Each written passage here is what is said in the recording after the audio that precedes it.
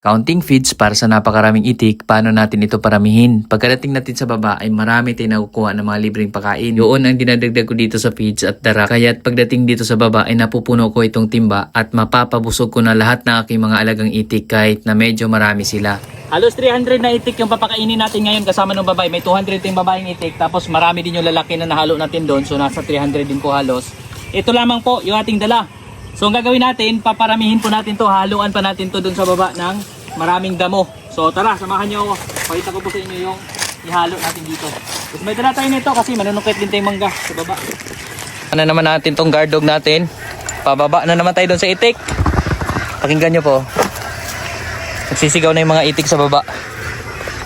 Tara po. Baba tayo doon. At dala na natin tong feeds. I-mix natin to doon sa baba. Manguha tayo ng maraming pakain dyan. So yan yung advantage din po pag nandyan yung mga itik natin. Kasi nandyan din yung mga dagdag na pakain natin pang support natin doon sa kanilang pagkain.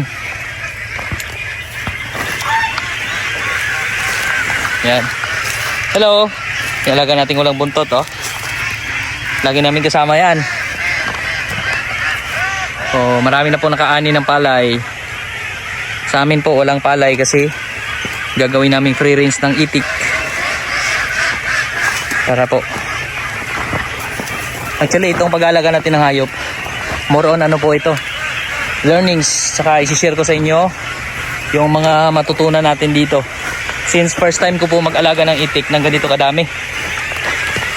Dati may itik kami, puro lalaki, binibigay lang din po yun. Yan. So dyan po, mga tayo ng dagdag pagkain sa mga alaga natin dyan. Maganda po sana yung saging, bani ng saging. O mga dahon ng saging, pagka marami ng saging natin. Pwede rin po i-mix yan dito. Tapos may mga kangkong na po akong kinuha. So i-mix din po natin yan dito. Ito po si isang dog natin ako wala din buntot. Yan yung aking guard dog dito. Mga gwardiya natin dito. Silipin lang natin yung mga itik. Hello. Nagantay na sila dyan. Binuksan ko na po itong kanal. Kanya sa baba, inopen natin yan para pwede silang lumabas dito. Ayan, kasi nilambat naman na po yan dyan. So pwede silang lumabas dito sana. Kaya lang hindi pa sila lumalabas. Ayan. So dyan, yan yung magiging galaan nila. Tapos dito po, moron kangkong. Actually may mga bunga na nga rin po yung mga okra namin dito. Ayan okra May magugulay na tayo. Pahaba yan, papunta doon mga okra. Tapos yung sitaw.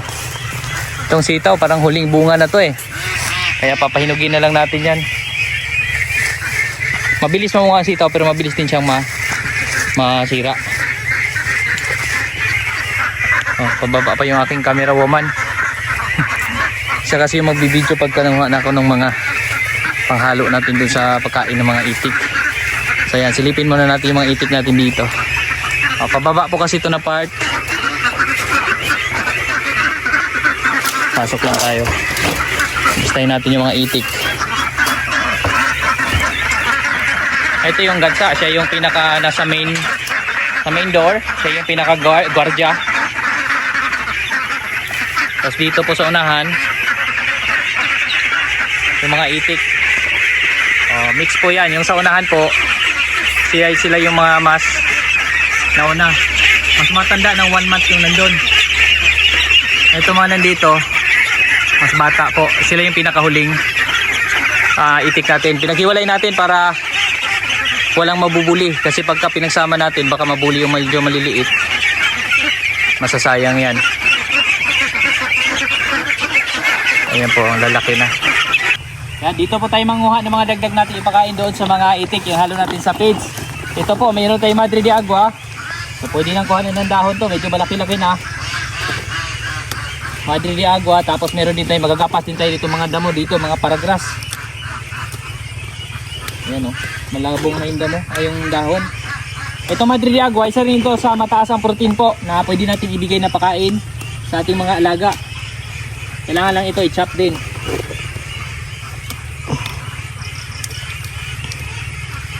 Yan.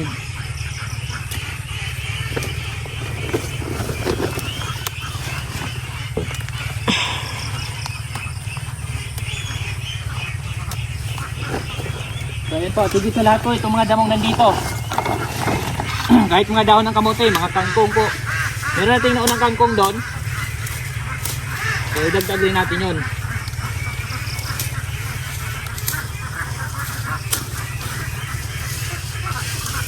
So po, itong mga damo na to, ito yung kinakain ng mga kambing, mga baka, kalabaw. So pwede rin to sa mga itik. Based sa aking ano lang to ha, ako lang nagta-trial nito din.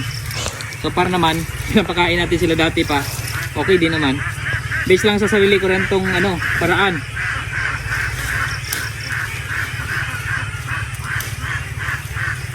Yan, basta yung mga medyo malalambot lang na part. Para hindi naman sila magilaukan.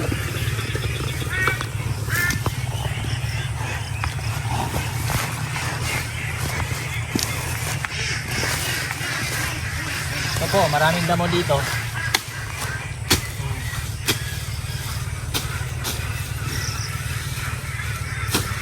Ito po, paborito to ng kalabaw.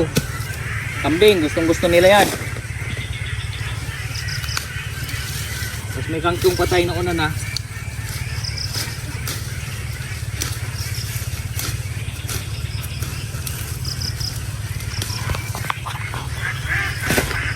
Yan naman po yung asola. Tapos yung kangkong naman sa baba, doon sa dulo, napakaraming kangkong doon. Yan tayo madalas nangunguha ng kangkong. So actually, mamaya manguha naman kaming kangkong para bukas na naman.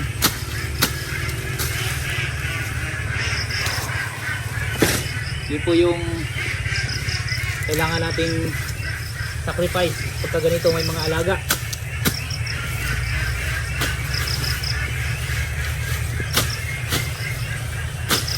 Okay po, para madagdagan na itong ating Darakat Pigs, para sa mga rami nating alaga, nasa about almost 300 na alaga.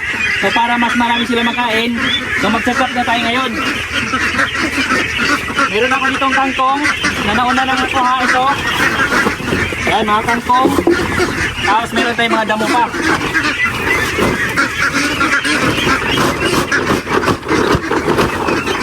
Ayan po, ginapas ko lang yung mga kangkong din. Isap naman natin dito.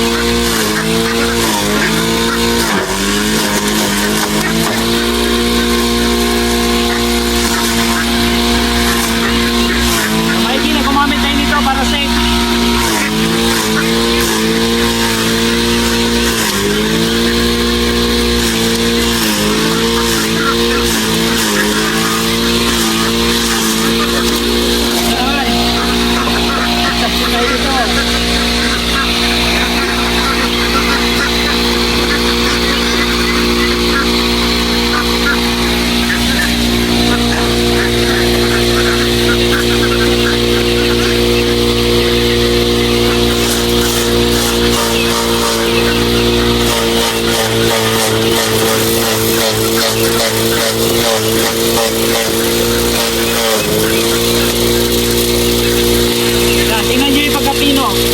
Pagkapino nito, pagkakap natin.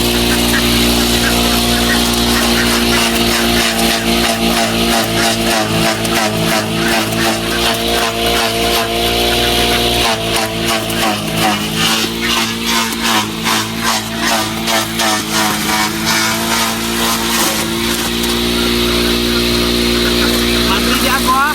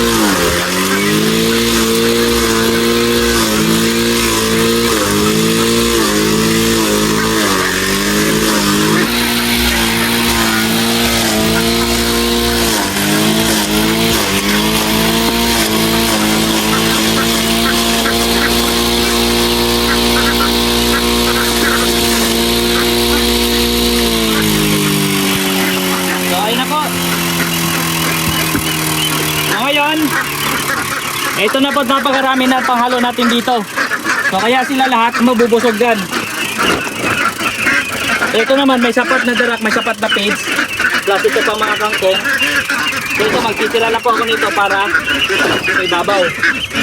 Para bukas naman dito sa ibabaw kasi marami naman nito. Para dun sa mga pabo naman. So ngayon, ito naman yung ating i-mix na natin ito. Lagyan din natin ng vitamins.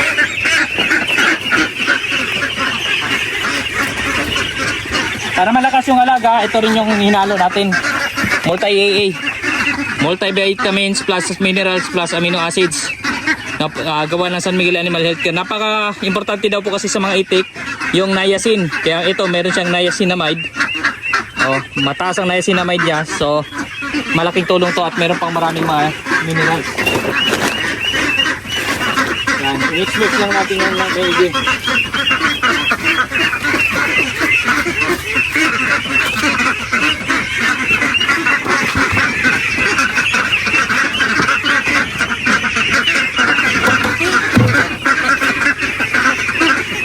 Masakit lang tayo kilong at tayo allergy. May allergy tayo, mag-ito nagkakasipon sa mga ganito.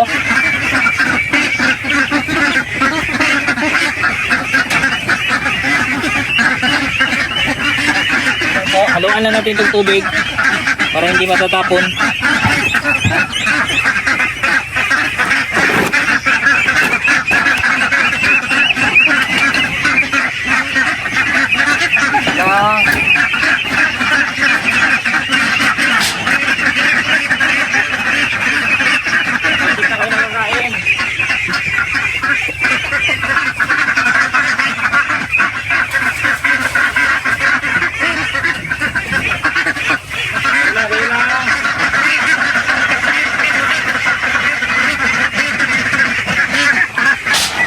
Tubig na may vitamins. Sabi natin vitamins ng tubig.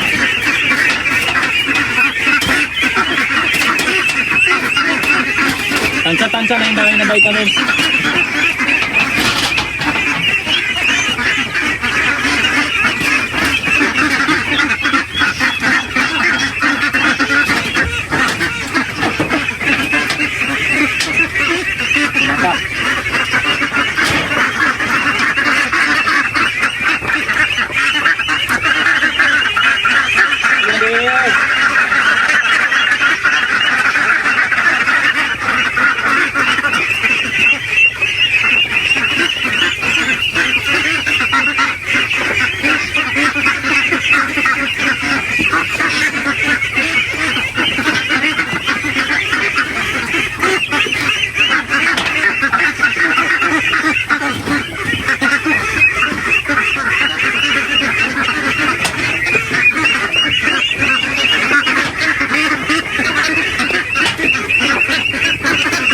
Dahil gutom na sila.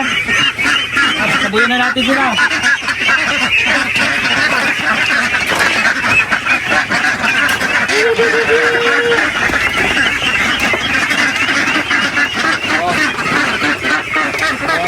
Daliri ko kinakain.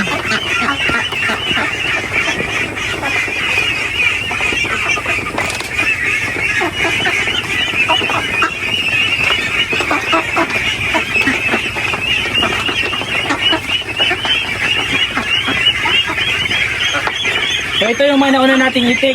Ngayon malalaki na po. Ito ay nasa February to eh. February, March, April, May. Nasa 4 months. March, April. 3 months? 3 months. February 3 yan eh. Sige, 3 months na. 3 months pa lang. March 3, March 3, April 3, May 3. 3 months. Magpo-4. Ha? March 20, May 20. Oh, Magpo-4 months. 4 months na, mag-4 months na to.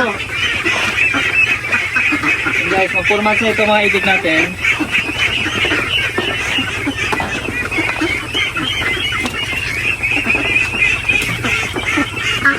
So yan, ngayon naman sa kabila naman tayo.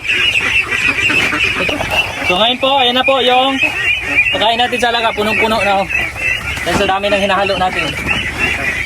Bigyan din natin itong gansa. Si gansa naman. Matakotin ko kasi ang gansa dyan. O tara, dito naman po tayo. O ayan. Pakain na rin ang mga ilaga natin.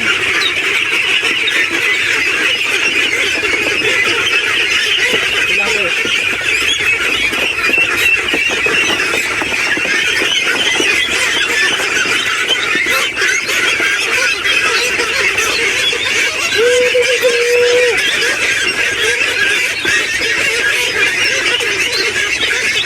Ayan, marami po nagsushortcut.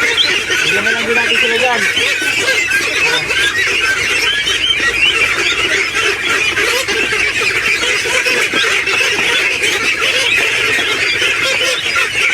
Yung bulag pa.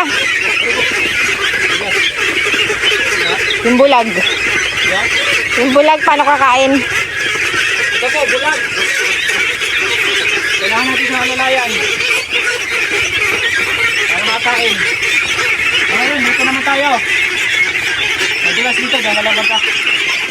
Sobrang madulas dito. Oh.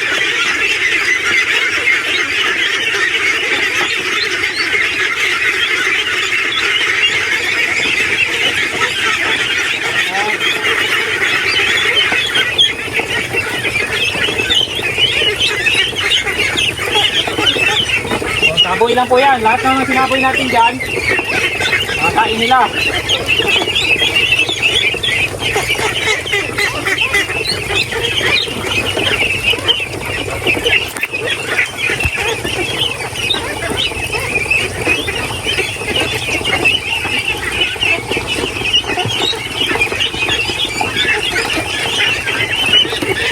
Oh, ganyan po sila kalalakas kumain na.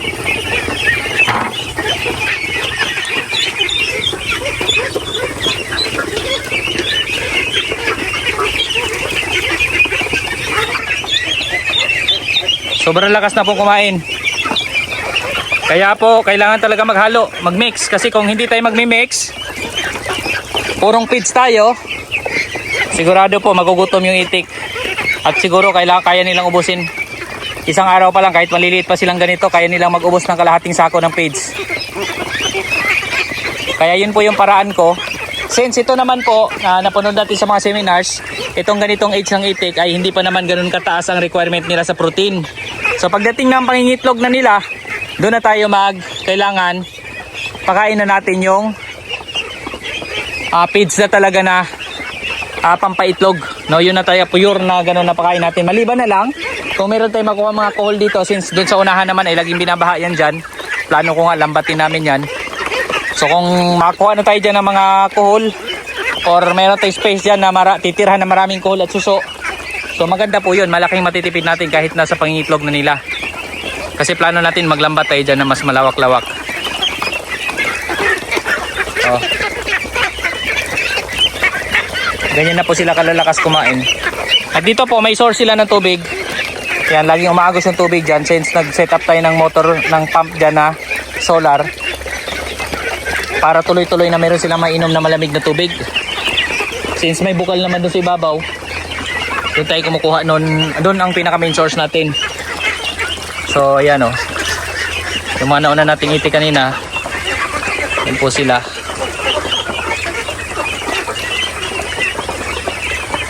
Oh, ang lalakas na kumain. So ito po yung magiging galaan nila. Marami pong damo dyan. Ngayon sanay na silang kumain ng damo. So balang araw, kahit napakawalan natin sila na maglilinis. Tingnan nyo naman po yung pinaglalagyan natin ngayon, oh. Ang linis na. So marami dyan kinakain nila yung mga damo dati dito. Tapos yung iba naman naapak-apakan nila. So namamatay yung damo. So yun yung ipapagawa natin sa kanila dyan, oh. Sila maging maintenance dyan sa mga damo. Yan, green na green pa yung mga damo doon. Unahan.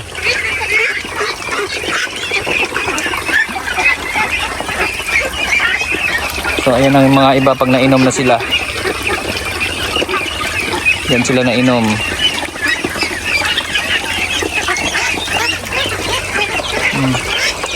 Oh, tingnan nyo po, ang bilis na ubos. Oh, yung kangkong, mga damo. Oh, yun doon, meron pa laman. Pero yung nilatag natin dito, wala na. Yung mga mahabang damo na lang hindi nila kinakain. Dito, ganun din po. Oh. Tapos naglalagay lang po tayo dito na ang dayami ng palay. Since tagpalay ngayon, marami tayong nakuhang dayami dyan sa mga palayan. Yan yung nilalagay natin dyan para hindi sila magpuputik. Tsaka meron silang nahigaan na tuyo. Meron silang natutulugan sa gabi na tuyo yung sahig. So yun yung kuan. Ang kuan naman dito, paslope to. No, kaya wala namang napupundong tubig dyan sa ibabaw. Ayan. Lagi rin po tayo mag-update dito sa mga itik natin. Sa ngayon, sa paraan natin ito, kung kumusta ba, hindi pa tayo mag-fill dito na nagbibigay tayo ng kangkong madamo-damo. Naghahalo tayo dun sa kanilang mga feeds at darak. So yan, i-update ko kayo ng tuloy-tuloy dito sa mga alaga natin. At ito naman ay nagle-learn pa lang din tayo dito. No, although may mga napapalaki na tayo, actually nung una kasi, meron akong trial. Yung nauna sila yung aking trial. So dyan pa lang po, napapalaki na natin yan sila. So ang paraan ko ay ganun, nagmi-mix ako ng mga damo. No, ang kinakain nila dyan, azola, mga damo, tapos kangkong, tapos feeds at darak. Yun yung ating pinapakain sa kanila. Lumaki naman yan sila. So ito yung next batch naman na ganun yung ulit ang ginagawa natin. So tingnan natin, mas marami kasi ito. So tingnan natin kung maging matagumpay. So para naman mukha namang matataba sila. Mukhang malulusog. No, naghalo lang tayo ng vitamins din para hindi naman makukulangan sila sa vitamins at minerals na kailangan ng kanilang katawan. So yun yung binibigay natin kanina na multi-AA o multivitamins plus minerals plus amino acids. No, so ayan po muli dito sa ating mula dito sa aming bukid, sa mga alaga natin ngayong itik, dito sa itong palayan na hindi natin natamnan dahil ngayon madalas itong binabaha, konting ulan lang binabaha dyan. So ang naisip natin gawing kabuhayan dito ay itong pag-aalaga ng itik. At ito yung aming diskarte at pamamaraan na sana ay mapagtagumpayan natin to pag-aalaga ng itik. Yan, magsugit tayong mangga. Ayun po sa taas. Habain lang natin itong ating panungkit. Para maabot natin yon.